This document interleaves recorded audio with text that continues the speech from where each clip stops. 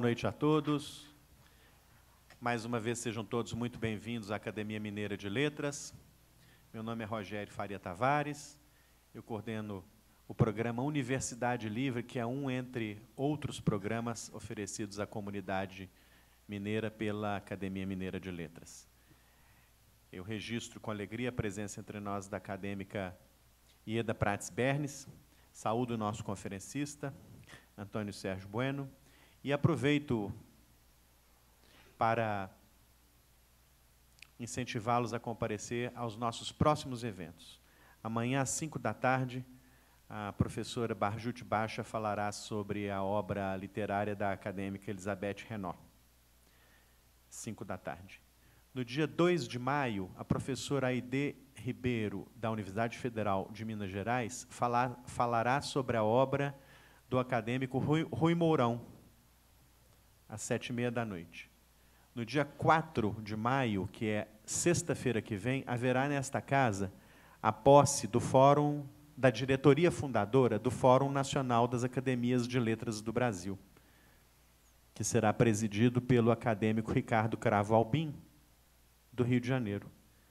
O seu vice será da Bahia, o secretário-geral será da Academia Paulista, que é também da Academia Mineira, o nosso confrade Fábio Lucas, o tesoureiro será da Academia do Paraná. É um momento de confraternização e diálogo entre as entidades literárias brasileiras. No dia 24 de maio, a professora Constância Lima Duarte, da Universidade Federal de Minas Gerais, aqui estará às 19h30 para falar sobre Nísia Floresta, tema de sua tese de doutorado, uma importante escritora do Rio Grande do Norte. E, finalmente, no dia 25 de maio, estará em Belo Horizonte para lançar o seu mais recente livro, Um Quixote no Planalto, o embaixador Marcílio Marques Moreira. Então, sejam todos sempre muito bem-vindos a esta casa, que aprecia muito as artes, a cultura, a memória, a história, a educação, né? Essa é a função dela. E hoje nós temos a alegria, o prazer, o privilégio de receber aqui o ensaísta e professor Antônio Sérgio Bueno, que é mestre em literatura brasileira e doutor em literatura comparada pela Universidade Federal de Minas Gerais, onde lecionou literatura brasileira por 3 décadas. Antônio é autor dos livros O Modernismo em Belo Horizonte, Afonso Ávila e Vísceras da Memória, uma leitura da obra de Pedro Nava. Como nós estamos no ano das comemorações dos 90 anos de Afonso Ávila, eu quero aproveitar também e divulgar que, no dia 10 de maio, Antônio Sérgio Bueno estará falando sobre Afonso Ávila aqui no Centro Cultural do Minas Tênis Clube, em evento organizado por um querido amigo meu, pessoal, e amigo desta casa, que é o jornalista José Eduardo Gonçalves. Muito bem, Antônio, seja muito bem-vindo. Muito obrigado por ter aceito o nosso convite. E a Antônio Sérgio Bueno, eu peço aplausos antecipados de boas-vindas.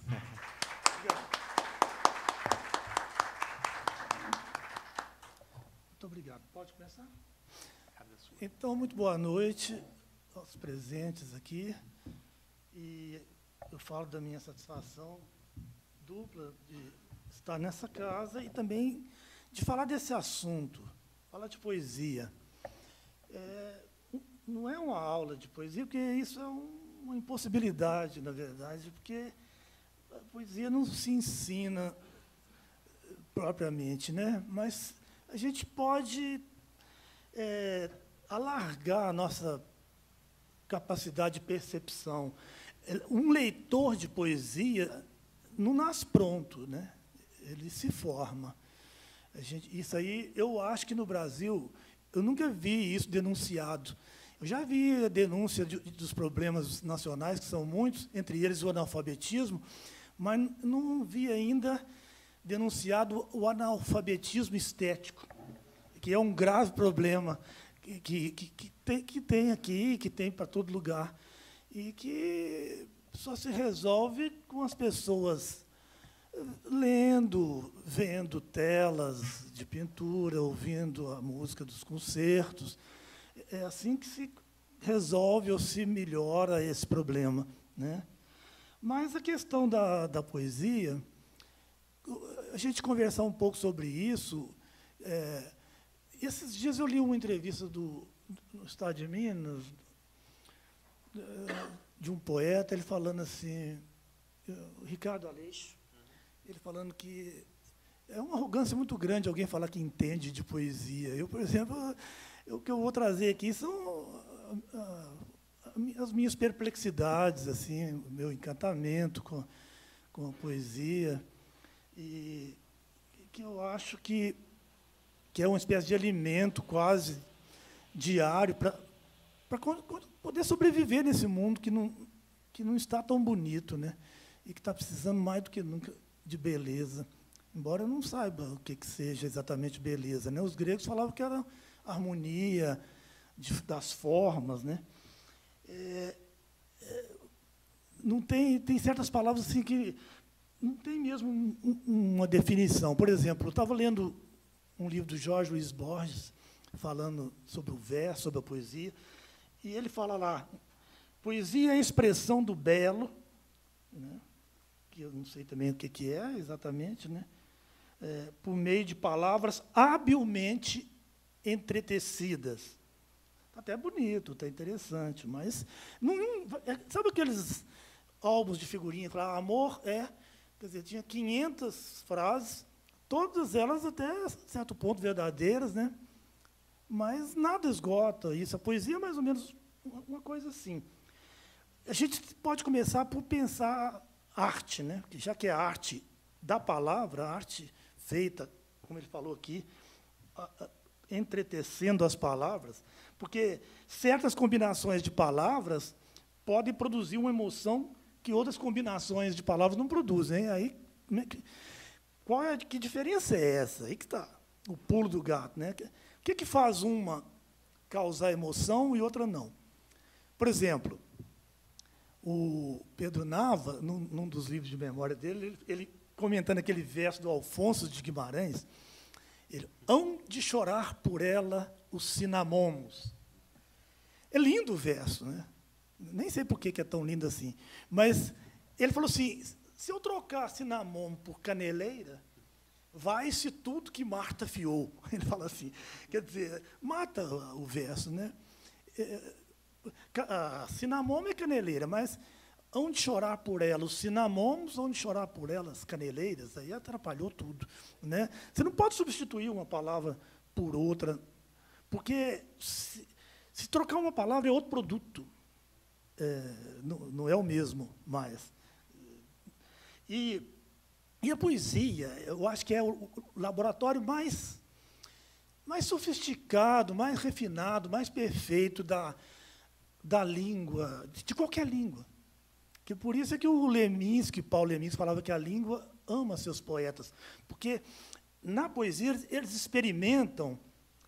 Um dia eu estava lendo isso que o Paulo Leminski falou, ele fala assim, eles experimentam todas as possibilidades das palavras. E eu pensei, gente, por que ele parou aí? Não deu mais um passo adiante? Experimenta principalmente as impossibilidades. São os impossíveis. Eu estava até tentando recolher alguns exemplos aqui. Por exemplo, Clarice Lispector. Alguém falava, peraí, mas não é conversa sobre poesia, ela não é uma prosadora. Mas prosa poética. Se Guimarães Rosa, naqueles... gente, desculpa aqui, eu esqueci de desligar esse negócio. Sabe o que é isso aqui? Para avisar a hora do remédio, do coração. Mas eu tomei antes de vir para casa. Mas vou deixar ele aqui, que se chamar de novo, eu já sei onde eu vou apertar aqui. Mas aqui, o que ela disse, a Clarice, nesse livro? Ela mistura a percepção da narradora e de uma menina, que lá no caso é a Ofélia, a protagonista.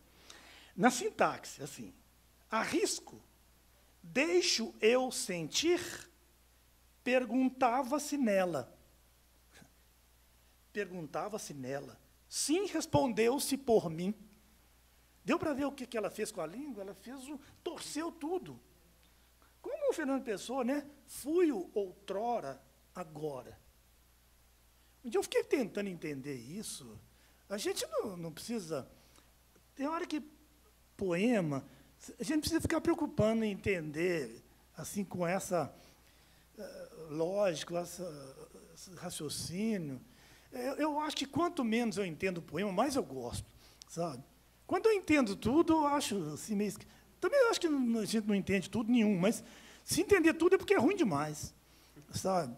É bom que a gente entenda um pouco, né? O muito pouco, porque aí a gente vai lutando, pelejando com aquilo ali, né?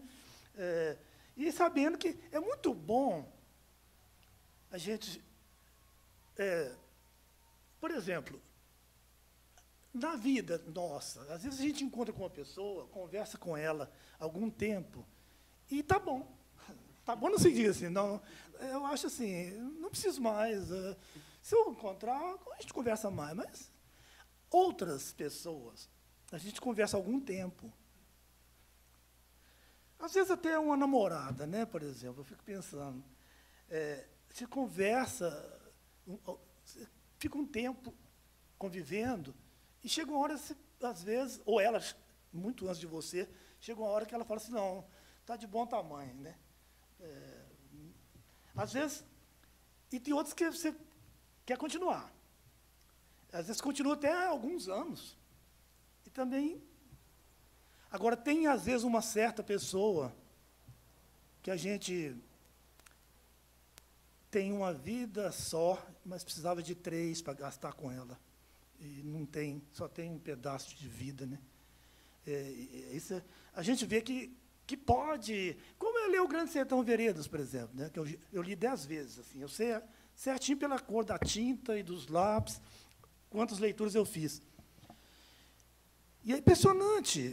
A primeira vez que eu li, que eu terminei, eu pensei assim, agora eu não vou demorar a ler alguma coisa de novo.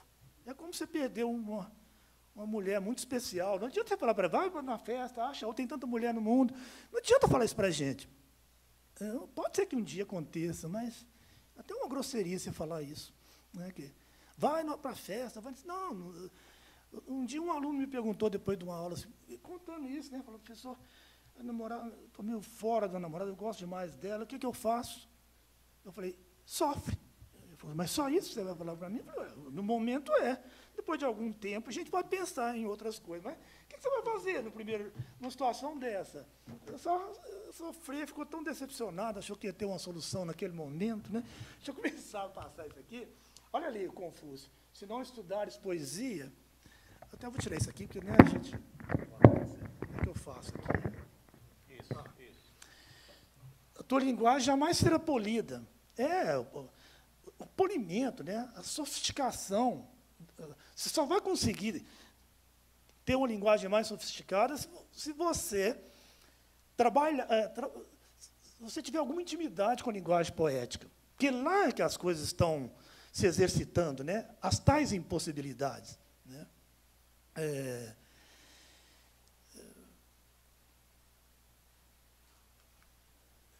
Ali tem... Olha lá, um bom leitor de poesia não nasce feito, mas se forma ali no meio. E lá em cima, a poesia é uma arte da linguagem, uma arte da palavra. Né? Certas combinações de palavras podem produzir emoção, outras não. Né? E essa emoção é que denominamos poética. O Paul Valéry fala, né, reconhece-se o poeta pelo simples fato de que ele transforma o leitor em inspirado. Porque lá embaixo, Costa Lima falando, a palavra é metade de quem escreve e metade de quem lê. Porque essa coisa, o livro está lá, né? O livro não é a poesia, o livro é uma oportunidade de que a poesia se manifeste. Né? É desse encontro do texto que está ali, com uma sensibilidade, é que explode essa questão do poema. Né? Porque, deixa eu ver se agora vem esse... esse aqui é o Rubem Alves... pois é isso que a poesia faz. Ela nos convida a andar pelos caminhos da nossa própria verdade. É porque a poesia, nos ajuda a penetrar nas camadas mais profundas da gente, internas, nossas. É um jeito da gente se conhecer num nível que no nosso cotidiano, na nossa vida comum, a gente não alcança, né? Porque nessa linguagem que vai se gastando muito depressa, a palavra é uma espécie de instrumento de comunicação. Tá, na poesia continua sendo, mas na poesia ela é um material de criação. É como se comparar, por exemplo, o caminhar na rua, simplesmente, com o dançar, né? Aí, esse movimento já é esse material de criação artística, né? Então, ali. Já falei um pouco daquela primeira ali. Essa segunda ali, a única desculpa para fazer-se uma coisa inútil, o Paulo Lenis, que fala que poesia é um inutensílio. Por isso que eu dei o título da minha conversa aqui, A Necessidade do Supérfluo, porque é um título irônico, é um paradoxo irônico. É porque, claro que eu não acho supérfluo. Acho absolutamente, há uma relação de necessidade, né, com a poesia. Mas a única desculpa para se fazer uma coisa, entre aspas, inútil, é a admiração intensa que essa coisa pode despertar. Ele fala que toda arte é absolutamente inútil. Se você colocar nesse sentido comum, né, de uma coisa assim, do pragmatismo, fica, né, pode ser realmente inútil nesse sentido. Ficar nesse limite, né? Mas daí surgiu o título aqui. Agora, tem duas... Ali tem mais frases. Eu gosto de ir colocando frases, porque cada um vai iluminando um lado do problema, ou do assunto, do tema, e a gente, quanto mais vai avançando, mais vai lendo, a gente vai sentindo que mais falta para entender. Mais falta para saber o que é aquilo. Porque não vai saber nunca. Mas é como vocês que são leitores, tem gente que não precisa de ler nada. Não leu nada, não lê nada, não falta nada. Nesse lado de leitura. Quanto a gente mais lê, mais falta coisa para a gente ler. Mais a gente precisa de ler. É um inferno, não tem fim, essa coisa, né? A gente vai lendo, lendo, e não tem jeito, né? Então, a poesia é o aparecer sensível de uma ideia. Existe isso é o Hegel falando, em toda a realidade, existe algo mais do que aquilo que chamamos realidade. É uma realidade intensificada. Fernando Pessoa, a ciência descreve as coisas como são. Nem sempre, né? Mas a arte como se sente que são. Ali o meu querido mestre Alfredo Bose, né? A arte é uma produção, sim. É um movimento que arranca o ser do não ser, a forma do amorfo, o ato da potência, o cosmos do caos. É interessante, porque a vida comum assim da gente, a gente fica tentando inventar sentido para ela, porque a gente não suporta o não sentido de tudo que está aí. Então, por exemplo, as religiões, elas mostram sentidos, e para quem encontrou ali, ótimo, que faça bom proveito do sentido que encontrou. Outros na ciência, outros na poesia, na ficção. A literatura ela tem que fazer algum sentido mesmo, né? Ela inventa sentido. E o Mallarmé, ele disse uma vez que a poesia ela dá um sentido mais puro às palavras da tribo. Parece que ela filtra, purifica essas palavras, né? A linha principal dessa conversa aqui, do texto que eu pensei para ela, veio do Ezra Pound, esse poeta bem difícil, né? Que ele fala que a poesia é a mais condensada forma de expressão verbal. Poesia é concentração, né? Síntese radical. O Gracian, ele falou que o bom se breve 2 vezes bom. E o ruim Se breve, menos mal. A poesia tem esse caráter substantivo. Não é o lugar de muito adjetivo, não, e de muito advérbio, não.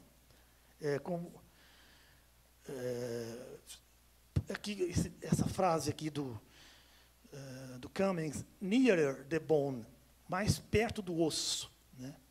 O máximo do mínimo. Mas a linha que eu falei é o seguinte, tem três dimensões muito claras na linguagem poética. Uma é a sonoridade das palavras, que o Ezra Pound chamou de melopeia. Sonoridade. A outra são as imagens. Os poetas alguns deles são grandes mestres das imagens. Agora mesmo vou mostrar algumas para vocês. E a terceira, que talvez não seja a mais importante, é o que está falando. É o que se chamaria de conteúdo. Quando eu comecei a estudar literatura na Faculdade de Letras, eu aprendi que essa separação de forma e conteúdo, ela é falsa. E é mesmo. Forma, o que se chama forma, é o rosto visível do conteúdo. É conteúdo se mostrando. Conteúdo sem forma é espírito desencarnado. Né? Tem que perceber de outra maneira. Né? Mas, a gente, nessa conversa nossa, a gente vai separar esses três elementos, sonoridade, imagem e sentido, vamos dizer assim, porque também, às vezes, a poesia fala das coisas, fala do mundo, fala dela própria. Né? Mas, enfim, mas eu não terminei ali. O Borges, ali embaixo, Jorge Luiz Borges, a ideia de arte como revelação. Sim, é revelação. É expressão. Tem gente que acha que é só expressão. Tá, mas para se exprimir, é preciso de construir alguma coisa. Por exemplo, a gente vê nos movimentos artísticos, a gente vê claramente nas vanguardas do século XX. Tem duas grandes vanguardas. As outras todas são derivadas dessas duas. São nuances dessas duas. São matizes. Você tem expressionismo, de um lado, os muitos expressionismos, né? E você tem os construtivismos, né? Que é os expressionismos vão valorizar mais o que se disse, e os construtivismos, o como se diz alguma coisa.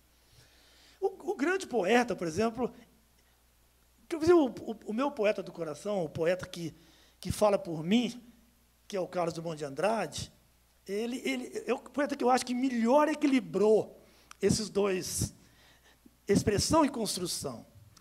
Por exemplo, o João Cabral de Melo Neto, que eu acho um fantástico poeta, você vê nitidamente que o construtivismo é maior ali do que...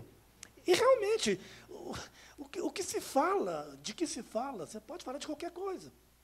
O Drummond não falou lá de uma pedra no meio do caminho, e não ficou alguma coisa que marcou a poesia brasileira, né?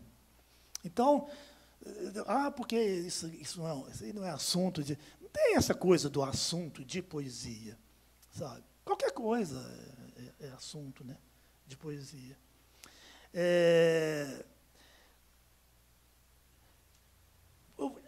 Uma característica da linguagem poética, por exemplo, é a questão da ambiguidade da palavra. Num jornal, quando eu estou lendo o Estado de Minas, quando eu encontro uma ambiguidade, eu fico irritado. Ali não é lugar da ambiguidade, ali tem que ser claro, transparente. É um instrumento de comunicação. Agora, na poesia, a palavra é ambígua. Até copiei uns versinhos aqui, por exemplo, da Leducha, daqueles poetas marginais dos anos 80. Muitos deles, eu convivi com eles, assim, gosto muito daqueles trabalhos. A vida é curta, curta a vida. Deu para ver, né, a ambiguidade, o jogo das palavras. O Paulo Leminski, Nuvens brancas passam em brancas nuvens. O Jorge de Lima, né, o grande Jorge de Lima de Invenção de Orfeu, nada, nadador, senão o que restará de ti, nadador? Nada, nadador. Né? Fica assim esse trabalho. Né? Essas ambiguidades são muito interessantes. A minha querida ex-aluna, Thaís Guimarães, gosto muito dela, e ela me deu um dia um poema aqui para ler, eu li, e falei umas coisas para ela. Ela era minha aluna, ela ficou assim meio vermelhinha, meio envergonhada. Mas quem que manda ela me mostrar poema? Né? A gente fala, né? As coisas que a gente pensa. Olha o poema dela. O que eu podia pensar? A flor dos meus seios aguarda a tua língua. É muito erótico, muito sensual. Né? O gosto da fala, intraduzível em minha carne. Aí eu falei com ela assim, né? O gosto do falo, introduzível em minha carne. Eu não falei isso. Eu falei, não, mas olha aqui, não falou isso, mas está falado, né? O gosto da fala, você põe no masculino, vira o sexo masculino, o falo. Intraduzível é quase introduzível. Né? Em minha carne mesmo.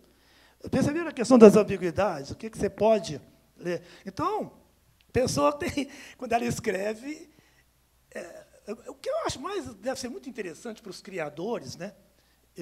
Nesse sentido, o criador de primeiro grau, vamos chamar assim, porque eu não vivo sem a Ieda, né?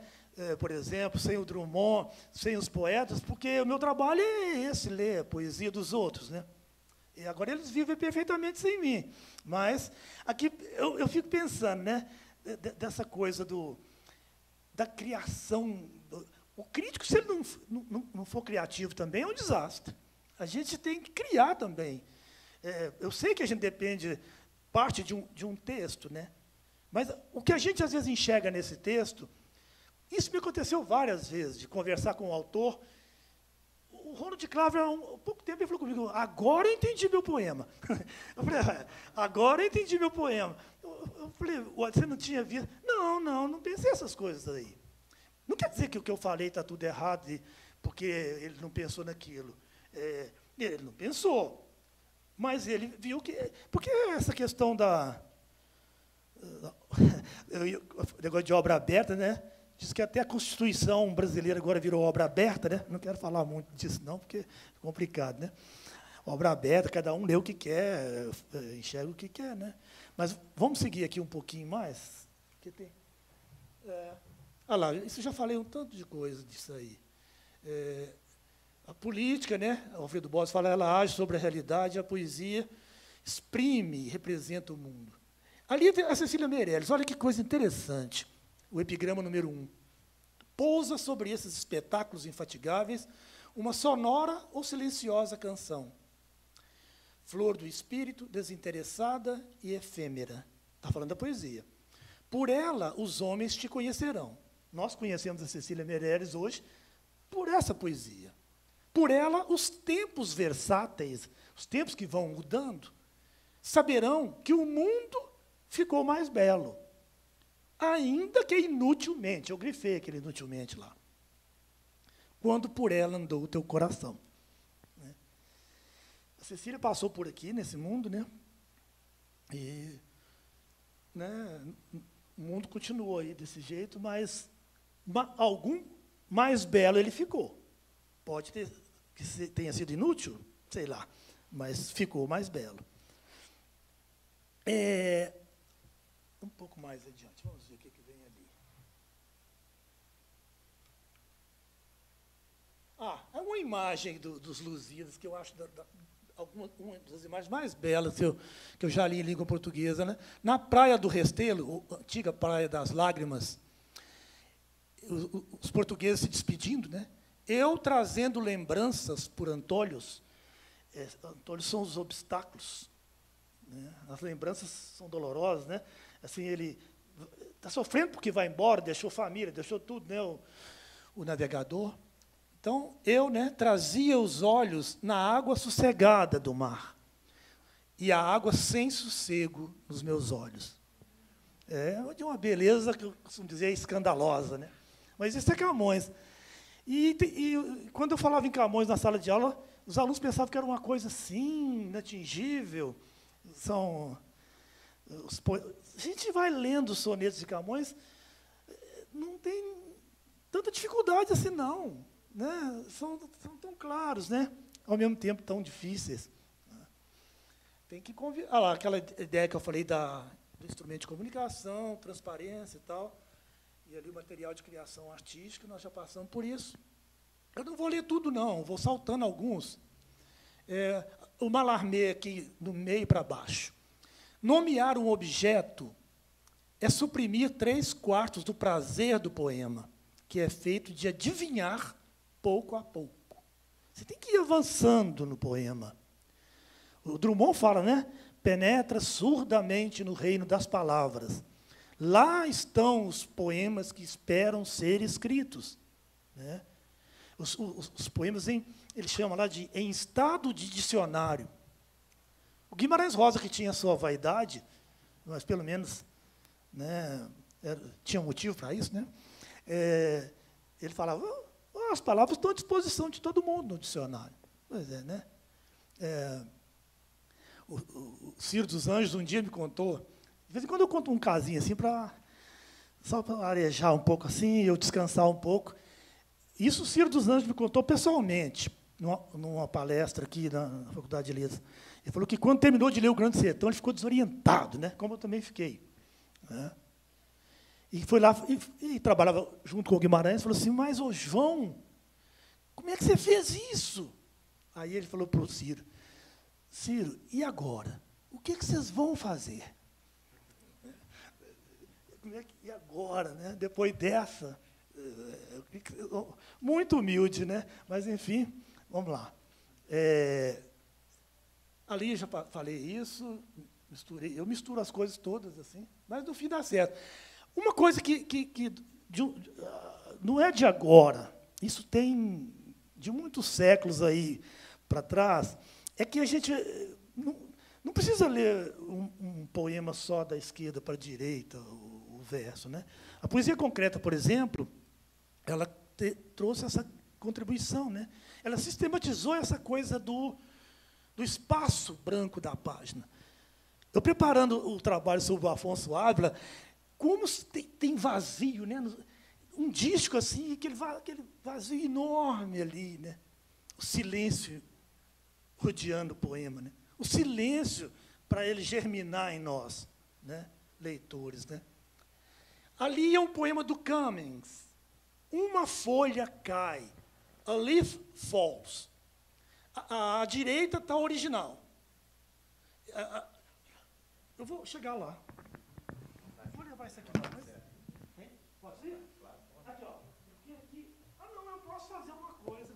Isso aqui dá, isso aqui leva para lá. E quer ver? Aqui eu tenho um negócio aqui que ele me ensinou ali, ó. Aqui, quer ver? Olha lá. Isso aqui é um mesmo. Número 1. Aqui é uma, mas em inglês, né? Uma, leaf, L-A-F, é false. Esse L aqui está no verde claro. Ele continua o one aqui, ó. Se você ler assim, só no verde claro, você tem loneliness, que é solidão, solitude. Né? Agora, você observa que interessante aqui, a folha caiu, né? E deitou aqui. O poeta foi tão feliz nessa coisa, que o original aqui, você vê que ela roda aqui nesse momento, A, F, F, A, dá um giro, assim, até que ela desce ali e deita aqui. Você observa que o verso mais comprido que tem é o último ali, ó. Esqueço do negócio aqui.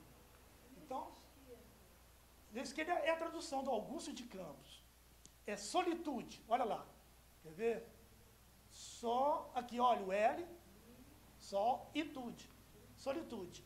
E, aqui, tudo do verde escuro, uma folha cai.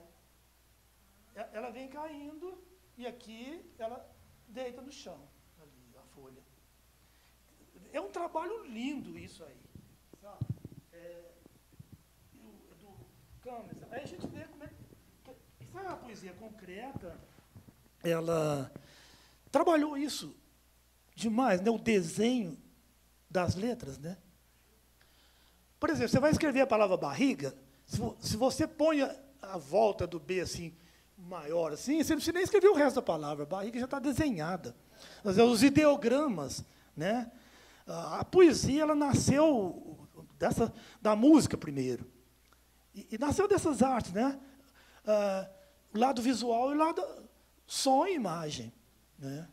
Então, eles trabalham muito o desenho das letras, né? E o som também. Você trabalhando... eu vou começar a falar da musicalidade. Deixa eu ver se... exemplificar com mais detalhes. Nossa Senhora, tanta coisa. Ali é a questão da... Agora eu vou usar isso aqui, uai. Eu esqueci. Essa quebra da expectativa, o susto. Todo bom poema tem que te passar um susto.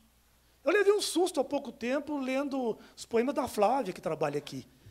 Porque é a quantidade de livro que chega para a gente ler, e a gente vai lendo, né? E vê aquele padrão médio, assim. Às vezes a gente, quando não gosta muito, eu prefiro não responder. Deixa para lá, a pessoa não cobrando da gente, é melhor do que falar que está uma porcaria, né? Às vezes. Então, aí eu fui começar a ler o livro da Flávia, assim, normal. Aí eu levei um susto, porque... Falei, espera aí, deixa eu voltar. É isso mesmo que eu estou vendo? E era um susto atrás do outro. Falei, agora eu vou ter que ler devagar, né? Não dá para ler. Porque tem certos concursos de poesia assim que você pode ler bem depressa, rapidamente. Você passa, não precisa de ler muito assim. Mas, enfim, ali, a Clarice Lispector, por exemplo, parecia prestes a não dizer nada. Tem um susto nisso, né? O Guimarães, né? Véspera de coisa nenhuma. Você vai... aquele que está ali embaixo, eu não coloquei o nome de quem escreveu, é o Augusto de Campos. Um poema que não se entende é digno de nota. Eu gosto demais. A dignidade suprema de um navio perdendo a rota. Você não entende, perdeu o rumo, né? Ali o Borges fala também que a Vesque tem um sentido, não para a razão, mas para a imaginação. O Simônides, poeta grego, fala que pintura é poesia muda, e poesia é pintura falante. O Borges mostra muito que as palavras começam abstratas, não começam abstratas, elas começam concretas e mágicas. E a poesia tenta devolver a concretude e a magia que elas perderam. Que a gente vai distanciando da natureza, da vida, assim, e a palavra vai ficando também. Vai ficando assim, volátil, sabe? De repente, o Guimarães Rosa fala, usar as palavras como se elas acabassem de nascer. Aí ele dá exemplo do thunder, né? Que é o trovão, né? O raio, o trovão. Quando você fala, você quase que ouve, né? O estrondo, né? Enfim. Ali, o Francis Ponge é da família do João Cabral, né? Ele olha... Ele não fala muito do eu, de si, ele fala das coisas. É a poética das coisas. Tem uns poetas, eu gosto demais desse tipo de poeta. Às vezes esse eu demais vai enjoando, vai cansando, né? Fala das coisas, olha ele falando do cigarro, que interessante, quer ver? Se é que está ali. O cigarro. Sua pessoa, a pessoinha do cigarro, né? Esse veneninho. Uma pequena tocha, muito menos luminosa que perfumada, de onde se destacam e caem, em ritmo a determinar, que é meio aleatório, um número calculável de pequenas massas de cinza. Caramba, muito poético, né? Sabe o que eu estou lembrando aqui agora? Quando eu olho para cima assim, fico pensativo, é porque, às vezes, a gente aprende umas coisas na juventude. Eu lembro que no primeiro ano colegial, numa aula de física, um professor falou o conceito de tensão superficial e falou uma vez só, para nunca mais eu esquecer, de tão bonito que ficou. Ele falou assim, tensão superficial, por exemplo, é quando aqui essa água, se estivesse quase derramando, o que segura para não derramar é a tensão superficial. É a força de coesão das moléculas da superfície livre dos líquidos. que lindo, lindo, maravilhoso. Nunca mais esqueci o conceito de tensão superficial. O que eu faço com isso, eu não sei, mas, enfim. É interessante, né? Assim, tem hora que você vê uma fórmula, assim, matemática, uma frase qualquer. Hoje mesmo eu vi uma frase de um livro sobre humor. Eu estava lendo esse livro por causa do Afonso Ávila, que tem. Aí, ele escreve duas frases, assim, uma embaixo da outra, assim. O humor que nasce das ideias é traduzível. O humor que nasce das palavras é intraduzível. Eu falei, olha aqui, isso aqui o Ávila devia assinar. No dia da palestra lá, eu vou falar isso. Ele ia gostar dessa coisa. Tudo paralelo, né? Esse paralelismo, o Ávila tem isso demais. Aqui, você quer ver? Olha o Manuel Bandeira. Andorinha, andorinha, lá fora está dizendo, passei o dia à toa, à toa. Andorinha, andorinha, minha cantiga é mais triste.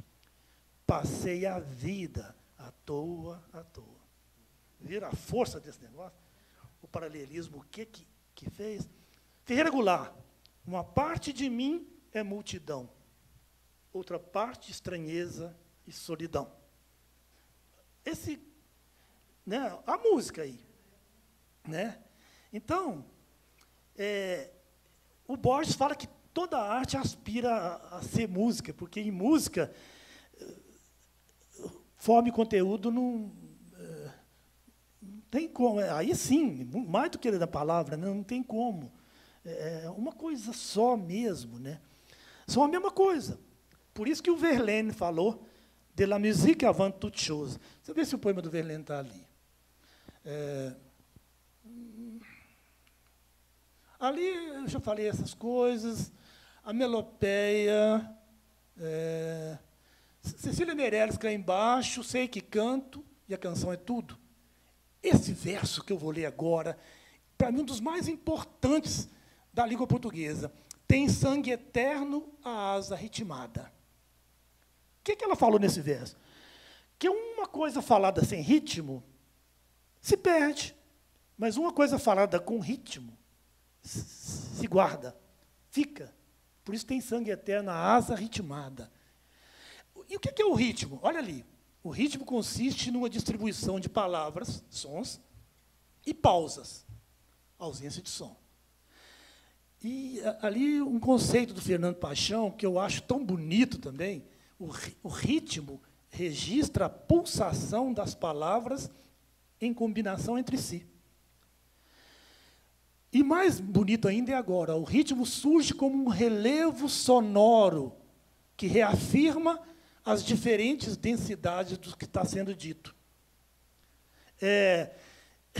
Olha aqui, aquele verso que o Pedro Nava falou,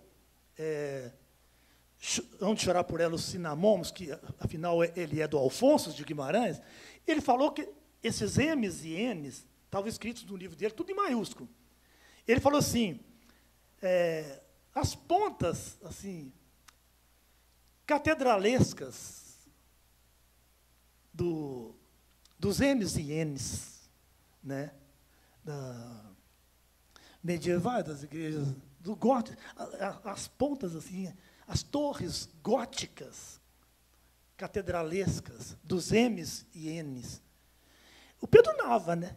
O doutor Pedro Nava, que era um senhor poeta também, né? Bom, mas ali, penúltimo, o silêncio participa com sua substância invisível da própria tensão da palavra poética. Claro, o silêncio ele ajuda a dar o ritmo. O Edgar Allan Poe, a música, quando combinada com uma ideia aprazível, é poesia. Sem a ideia é apenas música. E a ideia sem música é prosa. Interessante isso aqui, né? Prosa não poética, né? Ali aquela andorinha que eu li. Isso aqui, quem sabe francês aí vai curtir muito essa. Eu vou ler, mas meu francês é meio. Vocês perdoem qualquer pronúncia mal feita. Vamos lá. Eu vou ler a tradução primeiro, para depois vocês aproveitarem melhor o som do francês. Essa tradução é do Alfonso de Guimarães, simbolista, né? Tão musical também. Os soluços graves dos violinos suaves do outono ferem a minha alma num langor de calma e sono. Já ficou lindo, que Alfonso é poeta. Mas olha agora com Verlaine. Les sanglots de violon de l'automne blessent mon cœur d'une langueur monotone. Você vai no embalo dessa música, né? Não é? É uma música, de la musique avant toute chose, né? Por isso que ele falou isso, né? É tão bonito. E essa tradução é linda. E uma das coisas que eu mais gosto de fazer, como estudioso de poesia, é ler traduções de vários tradutores, para ver o que ele valorizou. Eu estava ouvindo a Flavinha, que está ali, ó, a poeta. Eu vou falar de você algumas vezes, viu, Flávia? Porque ela lendo os poemas dela, isso eu acho tão importante para ver o que é, onde é que ela marcou a sílaba um pouquinho mais forte, outra mais suave, outra quase desaparecendo. O relevo sonoro que ela dá para o próprio verso dela, né? Por isso que eu gosto de ouvir o Drummond, mesmo com aquela voz de taquara rachada, eu gosto de ouvir o Drummond falando os poemas dele. É bom a gente ver, porque o que ele vai falando ali, ele vai sendo falado, as emoções dele vão ficando mais, assim, um pouco mais claras, né? A gente não precisa nem ler todos os que estão ali não. Se a gente quiser fazer um extraordinário exercício de habilidade rítmica em poesia brasileira, daqui a pouquinho eu vou mostrar um pouco. É o Ígio Capirama, do Gonçalves Dias. Uma hora vocês leiam esse poema do Gonçalves Dias em voz alta. Vocês vão descobrir cada coisa, sabe? Mas ali, ó, olha lá, em música, forma, substância e conteúdo são a mesma coisa. Tal. Ali é uma frase dos Sertões, de Euclides da Cunha, recortada pelo Haroldo de Campos. Olha lá. Escutem só. De repente, estruge ao lado um estrídulo tropel de casco sobre pedras em estrépito de galhos estralando. Ali subiu uma sílabazinha ali. É estralando, sabe? Esses encontros consonantais, BR, DR, TR, isso traz muito galho quebrando, sabe como é que é? Aquela coisa. Né? Olha lá. Isso é um tropel de boiada, que o Euclides da Cunha estava mostrando, um estouro de boiada. Olha lá. Estruge ao lado, um estrídulo tropel. Ele só copiou a frase do Euclides da Cunha. E o Euclides da Cunha escreveu isso sem pensar em poesia. Mas ele era muito artista, né, o Euclides. Não é à toa que o Pedro Nava leu dezenas de vezes os Sertões. Eu acho que eu li os Sertões, você observa o seguinte, aquela parte da guerra a gente lê várias vezes. A parte da terra a gente lê umas 2, 3 vezes. Da terra não, do homem. E a parte da terra a gente lê uma vez e desiste de prosseguir. É muito árida. Mas, enfim.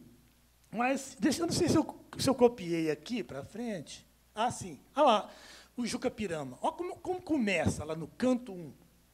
No meio das tabas de amenos verdores. Você observa? Eu estou forçando o ritmo para você ver. Átona tônica. Isso chama anapesto. É um eneassílabo anapéstico. É um palavrão um negócio desse, né? Você não se preocupar com isso, não. O professor é obrigado a saber uns nomes, às vezes, né? Mas eu quero esquecer isso. O importante é você sentir esse ritmo. Olha lá, cercadas de troncos cobertos de flores, alteiam-se os tetos da altiva nação. Que danado esse camarada, né? Esse é o nosso Gonçalves Dias. Brasileiríssimo, né? Ele era índio, branco e negro. Sabe? Esse é o brasileiro mesmo. Né? Aí, de repente, olha lá, no 2, já vão alternar decassílabos e tetrassílabos. Por quê? Porque agora, no 2, eles já estão, os índios, batendo tambor e dançando em volta do cara que vai ser devorado. Né? Em fundos vasos da alvacenta argila, ferve o cauim. Enche-se os copos, o prazer começa, reina o festim. Tum, tum, tum, tum, tum, tum, tum, tum, tum, tum, tum, tum, tum, tum. Os tambores estão aí. Né? Então, alguém já falou, mas eu não sei quem, a memória está indo embora, mas o que é mais importante a gente não esquece, não. Sabe? Por exemplo, alguém falou que a poesia, essa coisa do... Você tem que... Ela vai marcando as coisas mais fortes, o ritmo vai fixando isso na memória da gente. O ritmo, né? Aquilo vai ficando. Adiante, um pouco adiante, não sei se vai aparecer aí, deixa eu ver. Se não aparecer, eu leio para vocês que isso aí, esse basta ler. Ah, lá, o Canto de Morte, que o índio... Esse poema é uma das coisas mais fantásticas que a literatura brasileira tem. É o índio que deve morrer. E ele tem orgulho ele foi feito prisioneiro lutando. Aí ele foi solto porque ele chorou. Aí eles acharam que ele chorou de medo. Mandou ele embora. Some, você chorou? Nós não vamos comer carne de chorão, porque nós vamos ficar todos chorões também. Eles achavam que incorporava, né, as qualidades do... Então, mas ele chorou, sabe por quê? Porque ele lembrou do pai dele. Ele tinha deixado o pai sozinho e tinha ido buscar comida e foi preso. Aí ele chorou por causa do pai, e eles não entenderam nada, né, claro. Aí o pai, quando encontra o filho, passa a mão na cabeça do filho, no rosto do filho, percebe a cabeça raspada, percebe as tintas, e fala, esse menino foi prisioneiro e ele está aqui. Ele não podia estar aqui, ele tinha que estar morto. Me explica como é que foi isso. Aí o filho vai contar para ele, e ele não acredita no filho dele, não. Não acredita, acha que o filho ficou com medo. Aí a famosa maldição. Toda vez que eu leio essa maldição, eu tremo nas bases. Me dá medo daquele pai furioso xingando o filho. Aí o filho leva o pai lá para a tribo, desafia aquele tanto de índio lá, começa a brigar com todo mundo lá, e mata uma porção, e aí os índios, o chefe, falam, agora você pode morrer. Aí o pai fica muito satisfeito que o filho vai morrer, né? Mas só na ética indígena, para você poder achar isso normal. Isso é assim. Então, olha lá. Olha como é que ele usa, por exemplo, a vogal I aguda, que é da agonia. Né? O Drummond tem um verso que fala assim, apitos aflitos das buzinas. Né? Olha lá. Meu canto de morte, guerreiros ouvi. Sou filho da selva, nas selvas cresci. Guerreiros descendo da tribo Tupi. Então, esse I agudo, né? E a coisa bem curtinha, bem soluçante, assim, da emoção do momento. Né?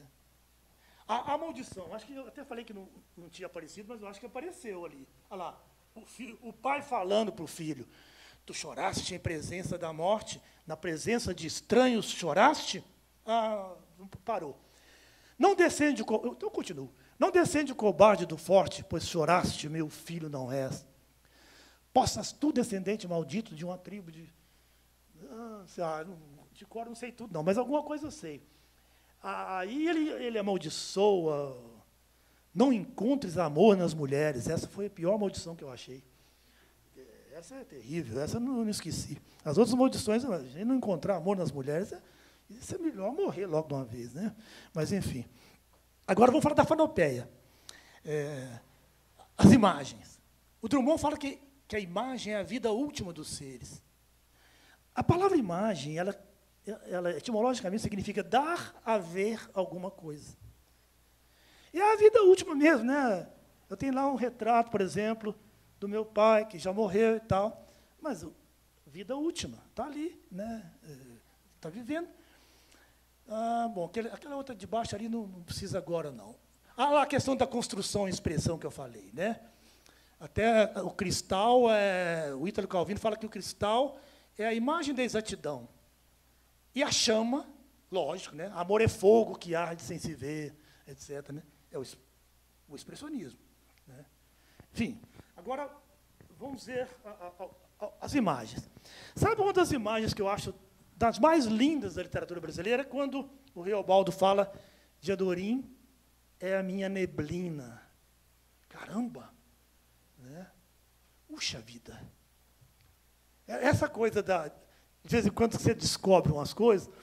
Quando eu descobri, a primeira vez que eu vi o diabo na rua, no meio do redemoinho, que está na capa, né? Eu lembro o susto que eu preguei na minha mulher sem querer. Porque teve uma noite na minha vida que eu estava relendo, que eu vi pela primeira vez redemoinho, eu vi o demo lá no meio da palavra. Redemoinho. O demo está ali no meio do redemoinho mesmo. Aí, quando eu vi isso lá, eu dei um grito lá de madrugada, lá em casa, foi aquela confusão. O que foi que aconteceu? Eu falei, o demo está mesmo no meio do redemoinho. Aquele negócio que falavam lá na roça, que o redemoinho está lá, não sei o quê, tem o diabo lá no meio. Né? A nossa avó fechava a janela, porque o diabo está ali no redemoinho, fecha a janela, o redemoinho está lá, redemoinho ou demo lá no meio, do significante, né? Da palavra, né? E a questão das imagens, a questão da imagem, por exemplo, mais antiga, do romantismo, mais tradicional, do simbolismo mesmo, do parnasianismo, e a imagem moderna, né? Por exemplo, quando o Mar de Andrade, naqueles poemas da Amiga, tão lindos, ele fala: tua presença é uma carne de peixe mansa, ecoando azuis profundos. Né? Puxa, uma carne de peixe mansa. Ninguém tinha, essa imagem não existia, sabe? Assim, né? Quer dizer, mas tem poetas lá, não sei de que época, por exemplo, John Donne. O Caetano Veloso usa isso aqui, ó, como encadernação vistosa, feita para iletrados, a mulher se enfeita. Mas ela é um livro místico, e somente a alguns, a que tal graça se consente, é dado lê-la. E ele, muito humildemente, fala, eu sou um que sabe. Né? É um padre, né, o John Donne. Né? Encadernação para iletrados. Né? É muito bacana essa imagem. Né? Emílio Moura, no poema, no livro Ingenuidade, Senhor, são os remos ou são as ondas o que dirige o meu barco? Olha essa imagem. Se são os remos, eu tenho algum controle sobre isso. Né? Se são as ondas, deixa a vida me levar. Né? Aí, sabe o que no último dia que eu dei aula na Federal, que eu aposentei, o secretário foi lá avisar que se eu quisesse sair da sala naquele momento, eu já podia sair, mas eu ainda tinha aula. Eu falei, não, vou terminar. Amanhã é outro dia, mas hoje eu tenho que terminar essas aulas. Quando eu cheguei em casa, eu lembrei desse poema aqui. Sabe o que eu escrevi? Eu escrevi uma coisa assim. Cansaço dos braços, abandono dos remos, liberdade das águas. Só isso. Tá? Eu acho que é um poema. E por que você acha que eu falei isso aqui? Porque é o único que eu fiz que eu gostei. O resto eu não ia falar. Tudo eu joguei no lixo, não tem jeito. Não é minha. Isso é para Flavinha, para Ieda, né? Mas esse eu falei, né? A gente tem que mostrar, né? A única coisa que conseguiu. Mas essa questão, olha aqui um poema do. Você já deve estar cansado, mas vou ver aqui esse poema aí do Cruz de Souza. Olha, é um soneto, mas eu vou só mostrar aquelas duas ali. As duas primeiras só. Ele falando, o Cruz de Souza, do poeta. Tu és o louco da imortal loucura. Tem até uma repetição ali, né? O louco da loucura, um pleonasmo, né? Um louco da loucura mais suprema. Não apareceu o mais suprema, mas está lá, no poema.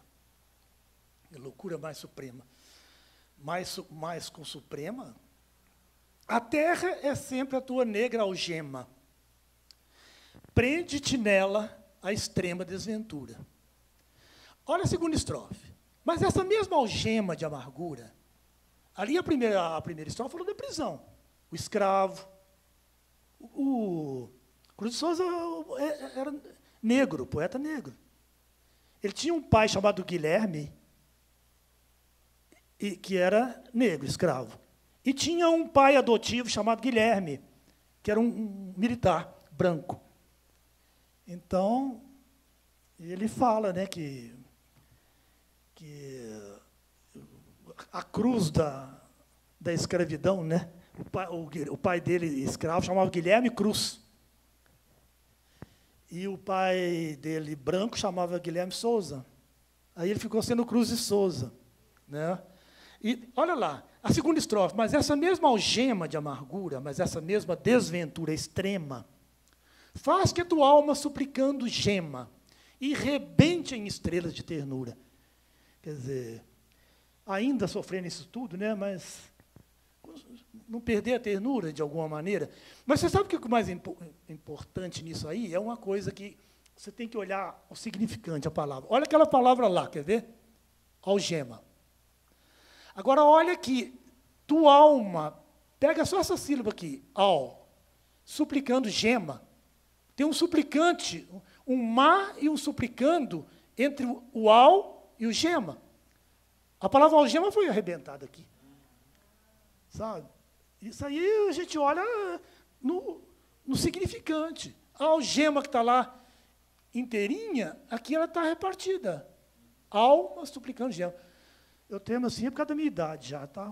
Uma mistura de idade avançada com emoção, porque pensa que eu faço isso aqui sem emoção, não tem como, sabe? A gente começa assim. Olha essa imagem aqui que eu li hoje, por isso está a tinta aqui.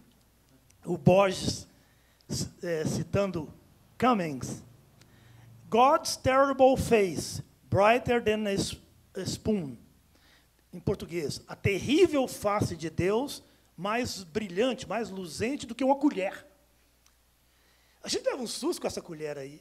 Onde ele enfiou essa colher? Enfiou a colher de pau dele no meio aqui do negócio? Porque aí que está a tal imagem, igual a imagem moderna, né? A imagem do nosso tempo.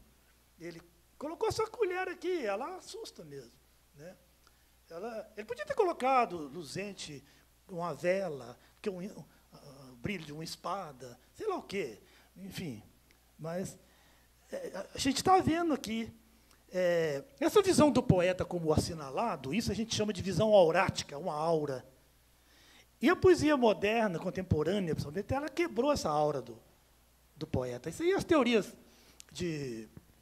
Sabe o que está acontecendo que eu estou achando muito bom? Eu estou esquecendo as teorias todas que eu usei lá na faculdade, estou achando ótimo esse negócio, sabe? De esquecer a teoria, está ficando mesmo o essencial, sabe? O que precisa, o que a gente carrega até na hora que se despede do mundo, né? Olha essa maçã do Manuel Bandeira, que vem agora, quer ver? Essa imagem. O meu querido aí, Afonso Ávila, pouca gente conhece o último livro que ele escreveu, que chama Égloga da Maçã. Eu não conhecia. O Carlinhos Ávila que me deu agora, há 2 semanas atrás. E eu fui ler o tal do livro.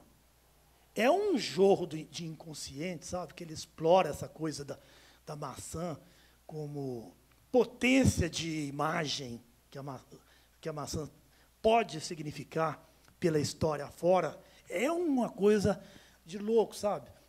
Isso eu vou trabalhar lá na próxima, né? Mas aqui, olha o Bandeira com essa maçã. O dia que eu dei essa aula na faculdade, eu levei uma maçã mesmo. Estava até com um cabinho assim, sem arrancar, sabe?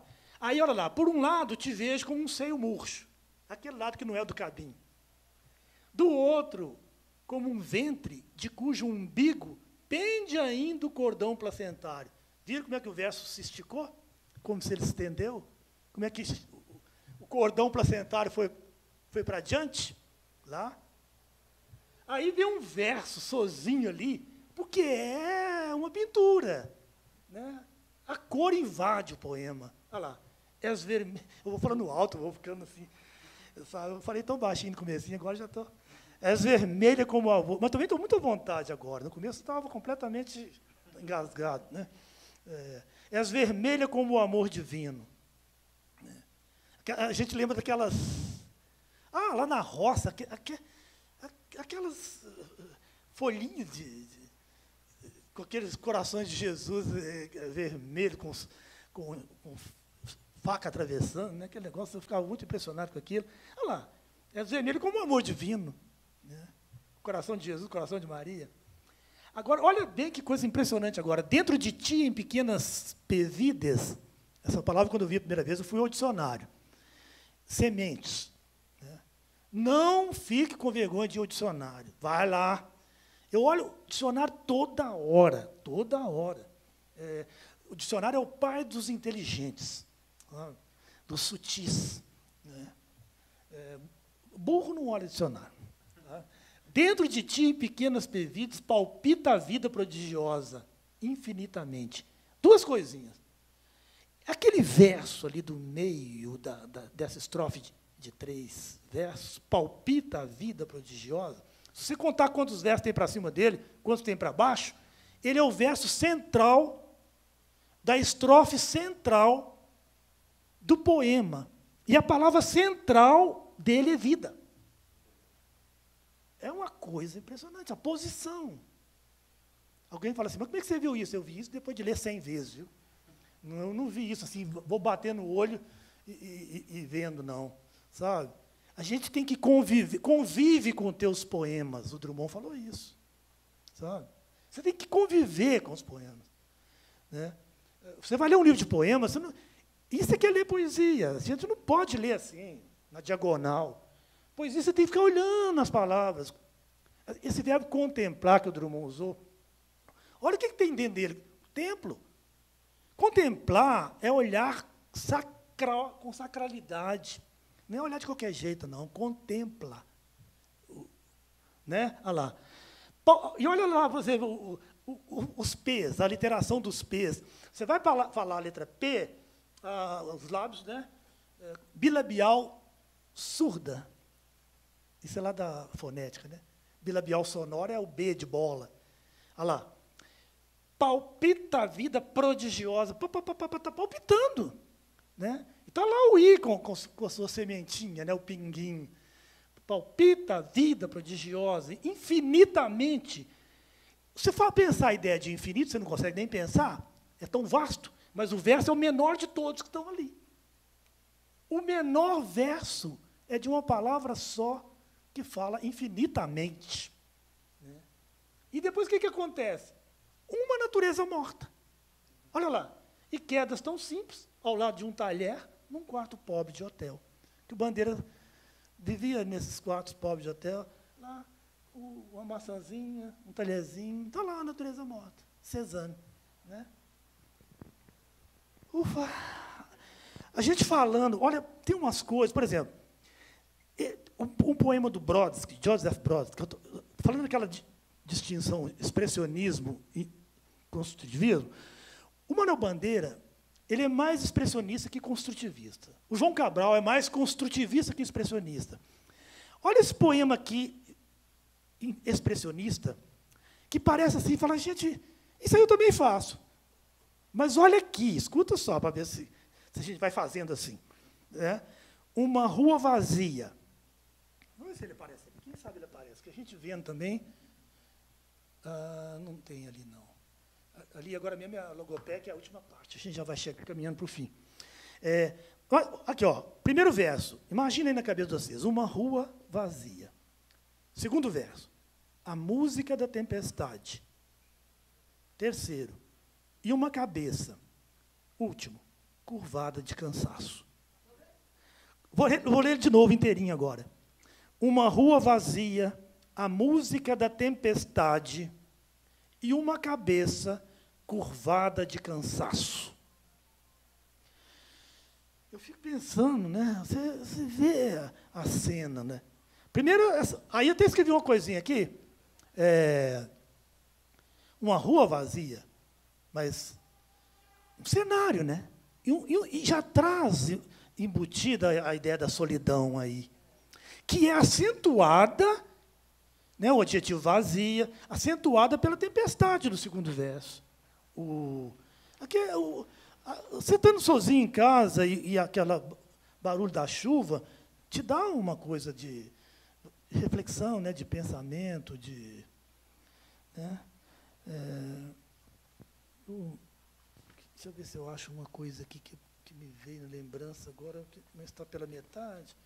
Ah, aqui. O Bachô, quando ele fala, silencioso, vou deitar-me, prazer de estar só. Né?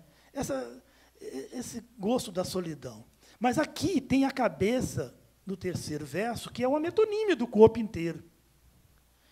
Não é só a cabeça que está cansada. Né? A gente vê uma pessoa que está cansada e a cabeça baixa. A gente pode imaginar uma cena, a pessoa assim, numa mesa, debruçando a cabeça, apoiando no cotovelo, talvez, sozinho, um velho sozinho, por exemplo. Você pode imaginar muita coisa. É isso mesmo. Agora, vamos comparar. Isso é a coisa do expressionismo, bem intenso. É intensidade. Né? Agora, veja o João Cabral, construtivista. O João Cabral tem palestra dele que ele fala mal dessa tradição lacrimosa da poesia brasileira. E tem hora que é mesmo um pouco de exagero. Né? Outro dia, não sei quem falou comigo assim, a gente conversando sobre um filme, eu falei, você viu o filme tal? Ah, vi, bom demais, chorei até. Quer dizer, chorar até é um índice de qualidade. Chorou muito, é maravilhoso. Não chorou nada, é uma porcaria. Né? Ah, bom demais, chorei até. Achei aquele... Olha aqui, o João Cabral. Um poema chamado Educação pela Pedra. Você sabe que nós temos uma tradição de pedra. Cláudio Manuel da Costa, né? O Drummond, o Afonso, eu vou falar do Afonso, a pedra. Né? Aqui. Aprender da pedra, as lições de pedra. Captar sua voz impessoal, inenfática, sem ênfase. Né? Sua resistência fria ao que flui, resistência fria a ser maleada. Né? A economia, a densar-se compacta. Né? Então, você tem uma impessoalidade, uma resistência, uma concretude e uma síntese. 4 lições da pedra, aqui, nessa estrofe. O João Cabral, a gente tem que ler João Cabral pensando, raciocinando, refletindo, estudando. Ele não é para você... Quando a gente foi gravar um vídeo uma vez, eu estava dirigindo, tinha um ator muito bom aqui em Belo Horizonte, o Zé Aurélio, ele foi ler. Ele leu tão bonito, eu falei, pode mudar tudo isso aí. Essa beleza toda não pode. João Cabral, lê linear aí, friamente. Não põe tanto de emoção. Senão alguém vai ler João Cabral e chorar. Né? O que é o maior contrassenso. Né? Então, enfim. Então, falta só a questão da logopeia agora. Olha lá, e a gente já vai fechar. Os assuntos, os temas dos textos poéticos, qualquer coisa pode ser motivo, já falei isso. Deus ou uma pedra no meio do caminho. A poesia não depende de tema, mas da capacidade do sujeito poético de construir estruturas verbais significativas. Olha o Bandeira. Tinha uns chinelos vendios, tinha uns amores deixeios. Quer dizer, aí que eu escreveria? A poesia está tanto nos amores quanto nos chinelos. Né? Não é porque ele falou de amor que ficou mais poético do que o chinelo. Né? Então, ou o Mar de Andrade, olha lá, a poesia pode estar tanto num amor perdido como numa réstia de cebola. Ali eu coloquei o legado de Carlos Drummond de Andrade. De tudo quanto foi meu passo caprichoso na vida, restará, pois o resto se esfuma, uma pedra que havia no meio do caminho. Aí ele está até mais solene. Né? Lá no primeiro poema, lá, tinha uma pedra no meio do caminho, era o tinha. Né? Agora já ficou o havia, bem mais. Né? Aquilo ali embaixo é do Haroldo de Campos. Não tem necessidade de mensagem em poesia. Aliás, não é o lugar de mensagem, não. Sabe? As religiões são muito melhor nisso. Às vezes, os manifestos políticos, por exemplo, passam mensagem toda hora. Né? Os panfletos. Né? Olha lá, o que ele escreveu, o Haroldo? Porque não tens mensagem e teu conteúdo é tua forma, né? E porque és feita de palavras e não sabes contar nenhuma história, e por isso és poesia. Olha lá aquele que eu acabei de ler, pensei que não estava, mas estava aí. Ó. A educação pela perna também. Falei tudo fora do lugar. Ah, essa aí deixa. Só vou pegar aquela primeira lá, Words Set to Music, que eu traduzi por palavras em estado de música. Aí são vários pensadores, artistas falando de poesia. Isso aí, eu não vou mexer com isso agora mais, não. Isso aí. Bom, eu acho que eu falei muito mais tempo do que eu tinha pensado falar. Então, me desculpe de ter passado um pouco do tempo que eu tinha planejado, mas eu fui levado pelo entusiasmo aqui, pela minha paixão pela própria poesia. Eu quero agradecer demais a atenção de vocês. Muito obrigado pela presença. E até a próxima.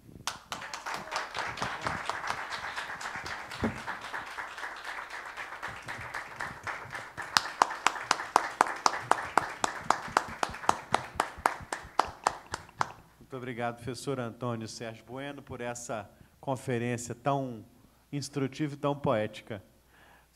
Enfim, seguindo agora a nossa praxe, a nossa tradição, o microfone está franqueado aos nossos amigos que se quiserem fazer perguntas, observações, comentários, serão bem-vindos.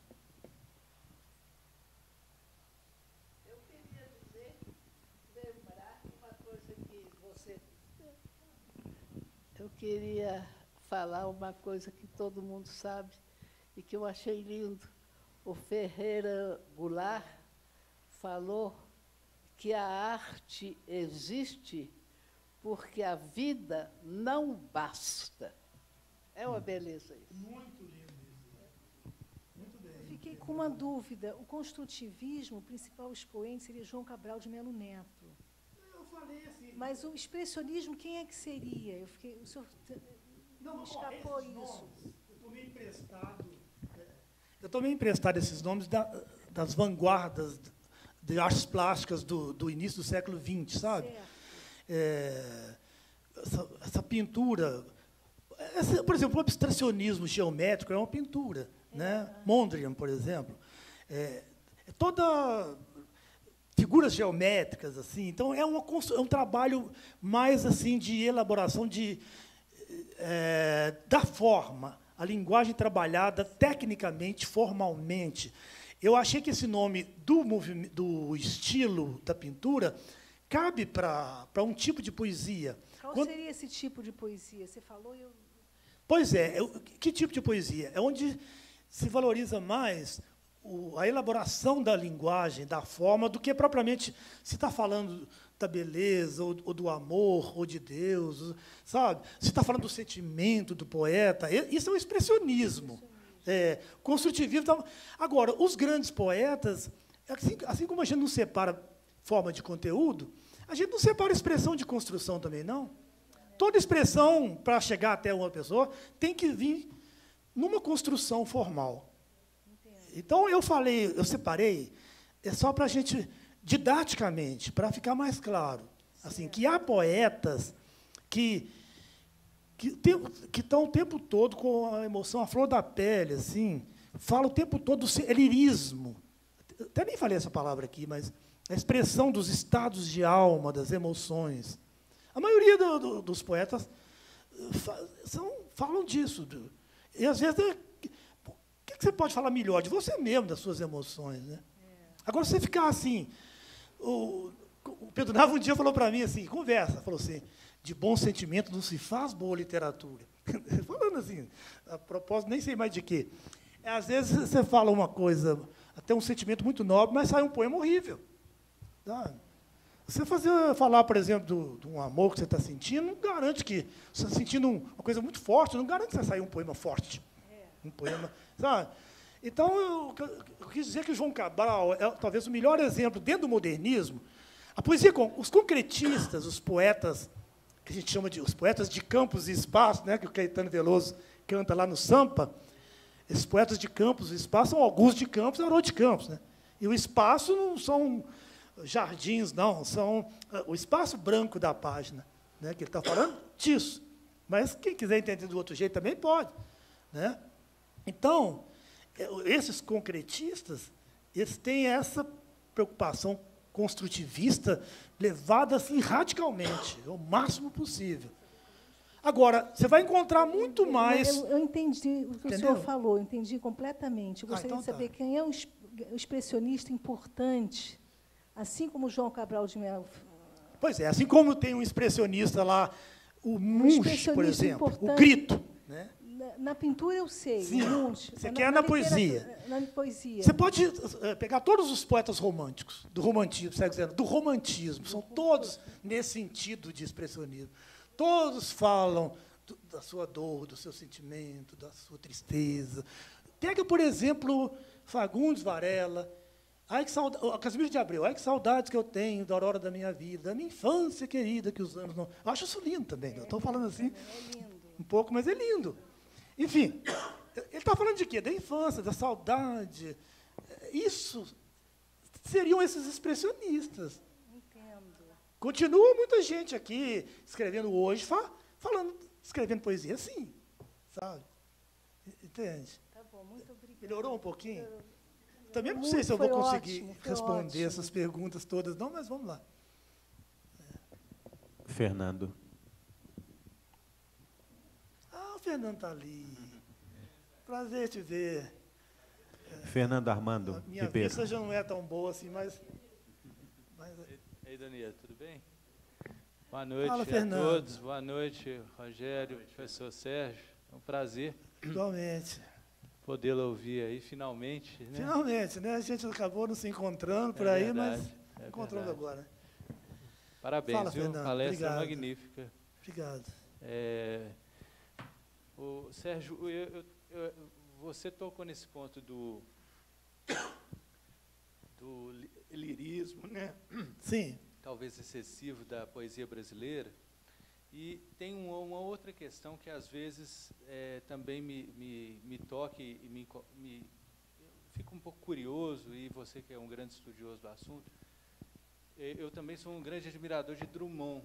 Né? E eu vejo, às vezes, quando eu falo de Drummond com o entusiasmo que eu tenho para outras pessoas, mais de uma vez, bem mais de uma vez, eu já ouvi uma crítica de que Drummond teria um problema porque não seria um poeta comprometido com o social. E essa questão de literatura engajada, ou literatura comprometida com o social, ela é bem frequente também no Brasil. Né? Como que você vê isso? Essa é uma pergunta. E a outra pergunta é a questão da alteridade. Da? Alteridade do outro. Eu acho que a poesia, a boa poesia, ela traz uma abertura, não é? Para compreensão do outro. E isso, às vezes, vem por meio da imagem. Eu acho que até uma das frases que você citou aí, eu não sei de quem, mas acho que qual o autor, foram vários, mas fala uma forma de percorrer uma verdade sua, né? A poesia é uma forma de você percorrer a sua própria verdade. Não sei se é Borges ou Rubem Alves, é um dos dois que você colocou aqui hoje no quadro. Sim.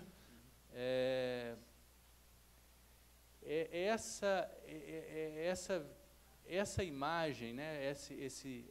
Essa metáfora que os poetas tanto trabalham, ela põe... Você acredita que ela põe em xeque o padrão de racionalidade prevalente nos meios político, jurídico, científico, ou ela é uma alternativa a esse meio da ciência, né, da lógica? Dá para fazer outra palestra agora. Mas, se você quiser, não responde só uma delas. Não, né? eu vou... Pronto. Claro. O primeiro foi do Drummond, né, a questão de uma certa crítica a ele, de uma certa distância do social, né? Muitas vezes, eu já escutei uma vez alguém falar, ou escrever, na verdade eu li isso, a Henriqueta Lisboa está de costas para a história. Eu acho uma bobagem tremenda uma coisa dessa, sabe?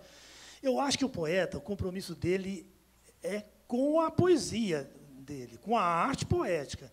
Ele tem que fazer o melhor poema que ele puder. Se por acaso for um poema engajado, como o Drummond fez em A Rosa do Povo, em Sentimento do Mundo, em José. Então, falar que o Drummond não fez poema engajado, só que ele fez poema engajado. Tá? Primeiro poema. Primeiro ele fez grandes poemas, alguns são engajados.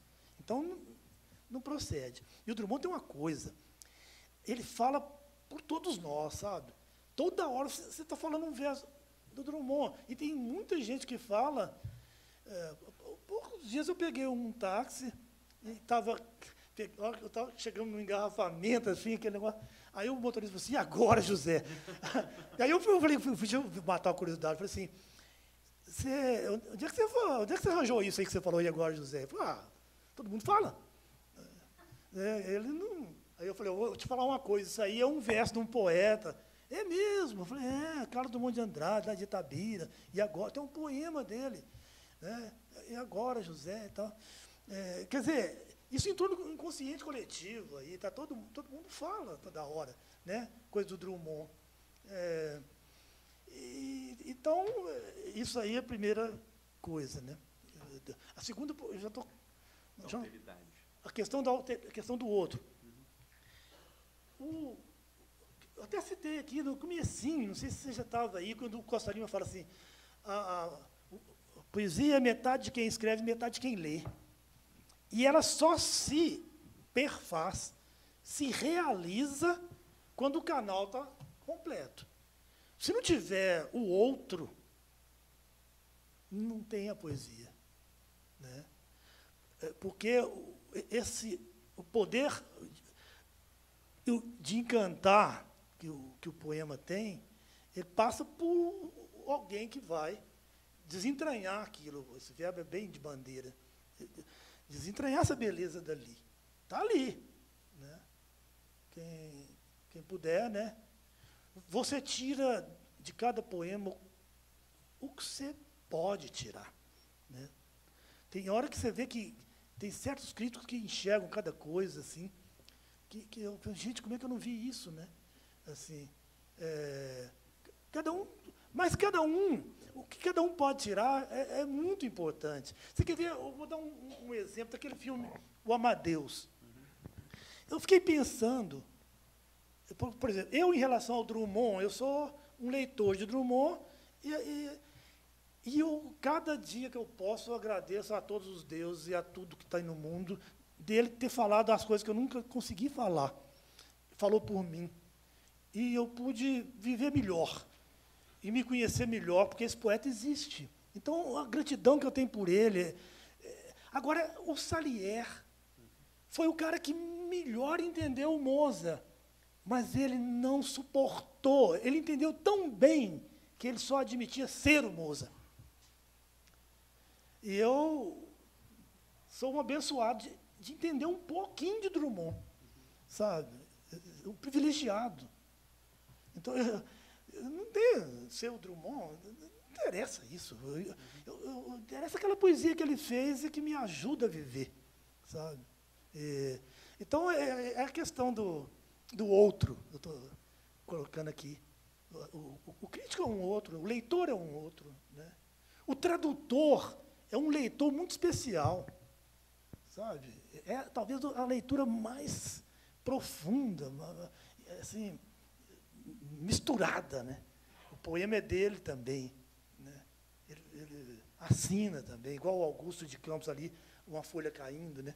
Aquela tradução. O outro, né? Aquele poema do Emílio Moura, que eu fiz aquele poeminha de 3 que eu falei aqui, foi a partir do Emílio Moura que eu consegui fazer aquilo, né? Quer dizer, tá vendo? O outro, né? Enfim, não sei se eu tentei encaminhar uma resposta para você. Tudo bem, gente?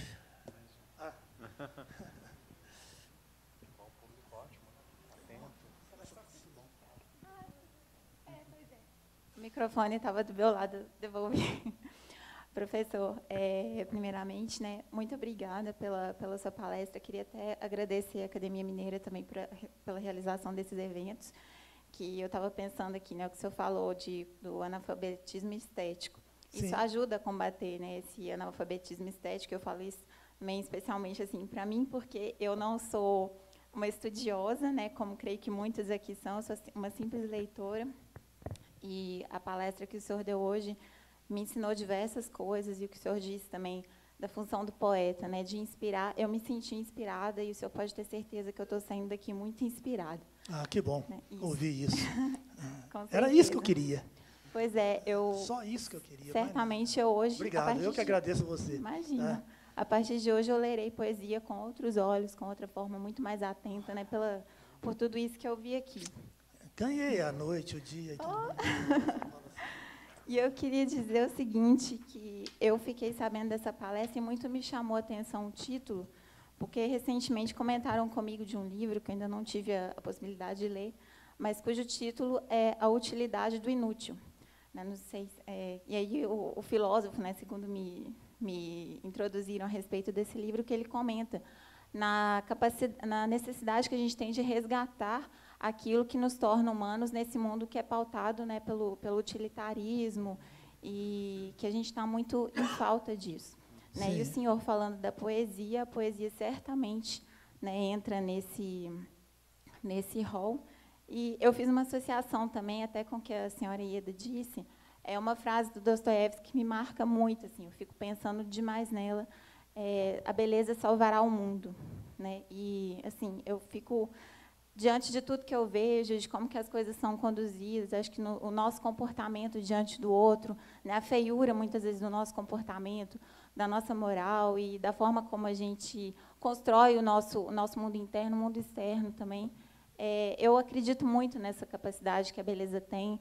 Foi essa crença até que me trouxe aqui para aprender, porque eu acho que é o que eu digo, que a beleza ela me salva todos os dias. Acho que se a gente acorda e não presta atenção na vida, na beleza ali que tem nas pequenas coisas, acho que a vida acaba perdendo sentido.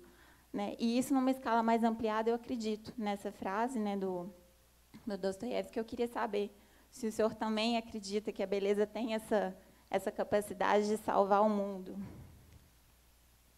Teria. Eu sou um pouco cético, um pouco, talvez, pessimista, sabe? Não sei, você me deixou numa situação difícil, não sei te responder. Talvez é uma coisa assim, a questão da própria beleza. Eu não penso muito num conceito muito idealista ou idealizado de beleza, não, sabe? Eu gosto muito do feio, do que se chama de feio por aí, muitas vezes. É preciso da arte falar desse considerado feio, sabe?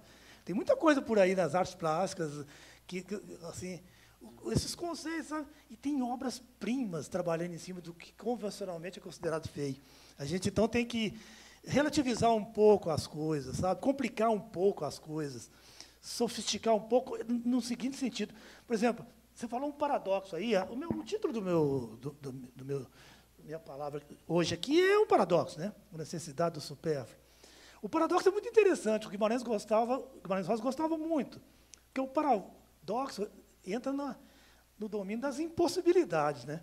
Aquilo do que não existe, né? E é aí que começa a ficar bom, né? Aí é muito interessante. Lá no Afonso Alves, vou ter que mexer com isso com mais calma, porque o paradoxo é uma figura definidora do barroco, por exemplo, do estilo barroco, né? Mas, assim,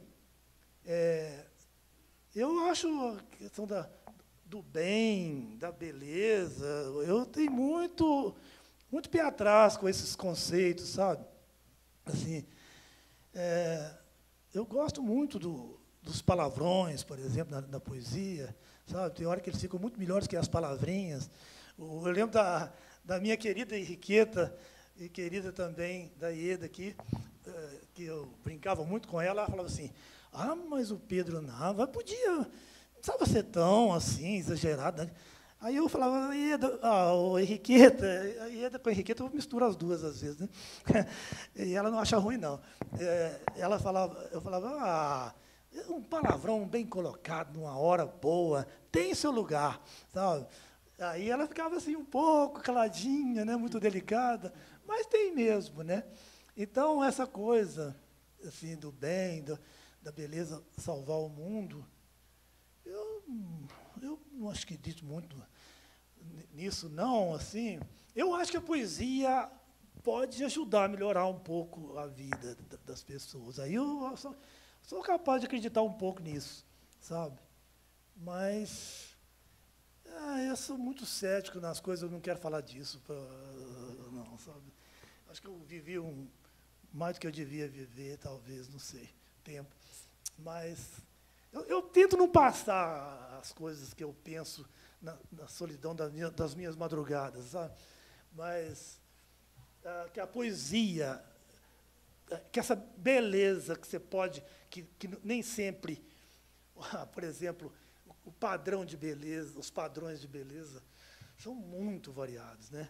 Então, tem coisa que as pessoas falam que são feias, eu não sei onde é que elas puderam achar certas coisas feias, sabe? Feias. Então, eu acho que pode salvar o mundo, talvez ajudar, não é salvar, porque é a tolerância, sabe? É uma certa...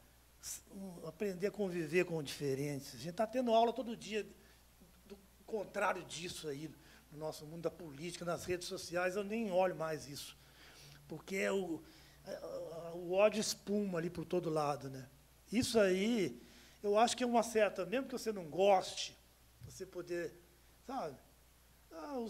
Por exemplo, eu não sou religioso e convivo muito bem com os religiosos, sabe?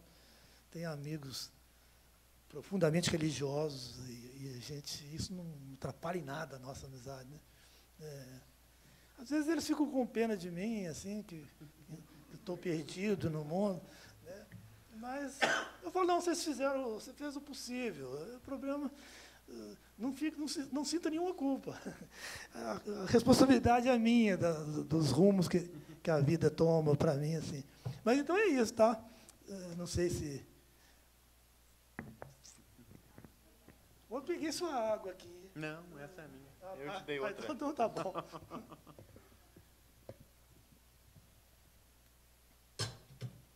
Acho que está uma hora boa da gente despedir. Mas se alguém quiser ainda perguntar, tudo bem.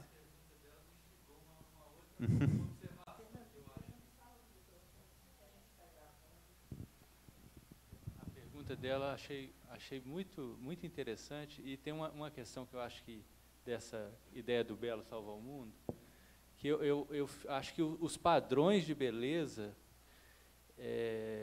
que às vezes são, eu não sei se assim, é uma opinião minha, né? Sim. Os padrões de beleza que são às vezes majoritários e são maciçamente divulgados pelos meios de comunicação de massa, e até pelas ideologias predominantes, majoritárias e minoritárias, num certo momento ou no outro, muitas vezes são absolutamente incompatíveis e contrários à estética da poesia, né?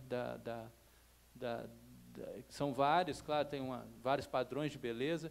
Sim. Mas aquela coisa do Mallarmé lá, o belo é a junção de uma máquina de costurar com um guarda-chuva.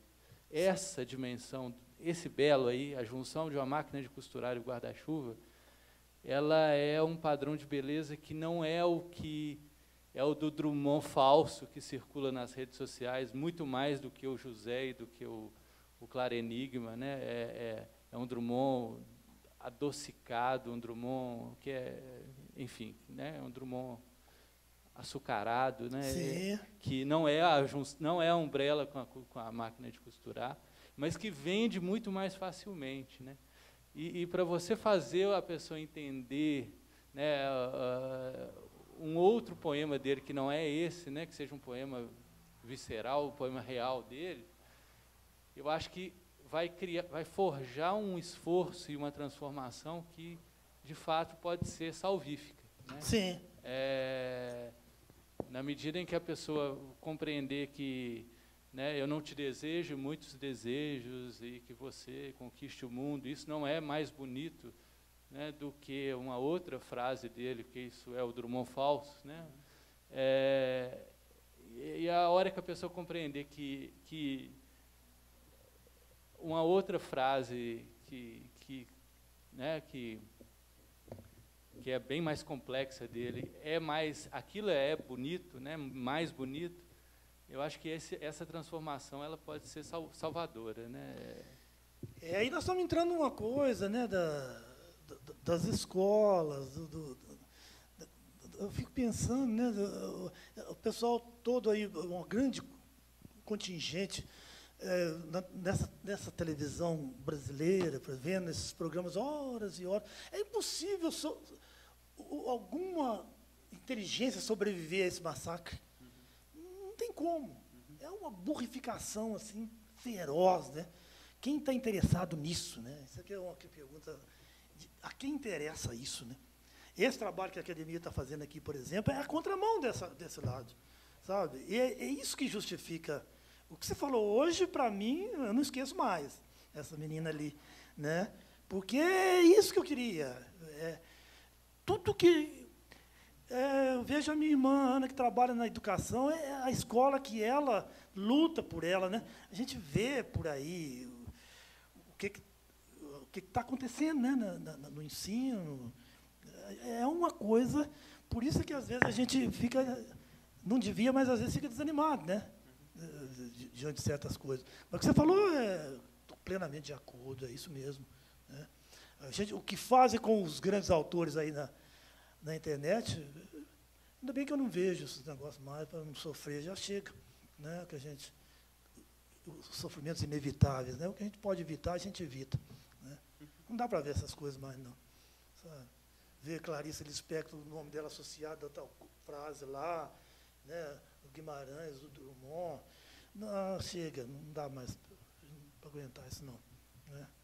Mas, assim, precisa mesmo, uma coisa que tem que se lutar a si mesmo, né, para tentar dar um outro rumo para as coisas, né, para ver se a gente faz um país, né, uma nação assim, decente, né? Está muito triste olhar em volta. Então tá. Muito obrigado. Eu que agradeço.